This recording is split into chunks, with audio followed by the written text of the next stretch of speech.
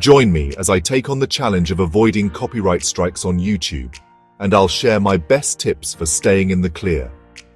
As a YouTube creator, getting a copyright strike can be a nightmare. It not only limits your ability to monetize your videos, but also puts your entire channel at risk. That's why it's crucial to understand how copyright works on YouTube and take proactive steps to avoid strikes. One of the most common ways creators get copyright strikes is by using copyrighted music or footage without permission. This can happen easily, especially when you're trying to add some flair to your videos. Using popular songs or trendy clips might seem harmless, but it can land you in hot water. Even if you're using a short clip or a snippet of a song, it can still be considered copyright infringement. Another way creators get caught out is by using stock footage or images without checking the licensing terms. You might think you're safe because you're using a reputable stock footage website, but often these sites have strict licensing agreements that you need to follow. And let's not forget about using other people's work, like animations or graphics, without proper clearance. Lastly, even if you're using your own content, you can still get a copyright strike if someone else claims ownership of it. This can happen if you're using a piece of music or a clip that's similar to someone else's work. The bottom line is that copyright laws are complex, and it's easy to unintentionally infringe on someone else's rights. To avoid these pitfalls, there are various methods and tools available to help you identify copyright-free content. One of the best resources is Creative Commons licenses, which allow creators to share their work under certain conditions.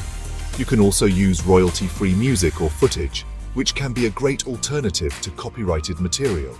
Websites like Audio Library, Epidemic Sound, and Free Music Archive offer a wide range of royalty-free music that you can use in your videos. And when it comes to footage, sites like Pexels, Pixabay, and Videvo offer high-quality, copyright-free clips that you can use. Always make sure to check the licensing terms and conditions before using any content. Using these resources can save you a lot of headaches down the line. For instance, I once had a video that I wanted to add some background music to, so I used a track from the Free Music Archive.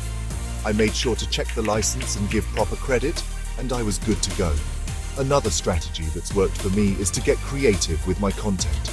Instead of using popular songs, I try to create my own music or use sound effects that are free to use. And when it comes to footage, I try to film my own clips or use public domain material. It's not always easy, but it's worth it to avoid the risk of a copyright strike. I recall a creator who had a similar experience. They were making a video about travel and wanted to use some stunning footage of a popular landmark. Instead of using a copyrighted clip, they filmed their own footage or used public domain material. They also used royalty-free music to set the tone for their video.